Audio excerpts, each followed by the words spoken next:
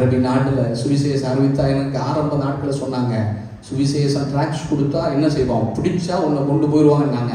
நான் சொன்ன பரவாயில்ல, கொண்டு போனால் போகட்டும் அப்படின்னு சொல்லி தான் 3 வருஷத்துக்கு முன்னாடி நாங்கள் ஒரு சில வாலிபர்களாக காஸ்பலுக்கு ஆரம்பித்தோம்.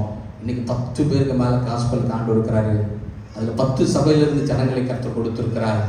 ஒரு சிலரை கிறிஸ்துக்களை நடத்தி, சில ஆண்டு வரை அறியாத ஜனங்களை கிறிஸ்துக்களை கொடுத்து, இந்த வருஷத்தில் 2 பேருக்கு பாப்டிசம் கொடுத்தோம்.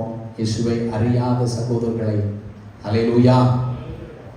சுவிசேஷம் சொல்லாமல் இருந்தால் நான் எவ்வளோ வருகை குறித்து அதிகமாக பேசினாலும், எவ்வளோ வருகை சீக்கிரமாக வருதுன்னு நான் பேசினாலும், எவ்வளோக்கு எவ்வளோ நான் பேசுகிறேனோ அவ்வளோக்கு அதிகமாய் நான் சுவிசேஷத்தில் தீவிரப்படாமல் இருந்தால் எனக்கு ஐயோ தான்.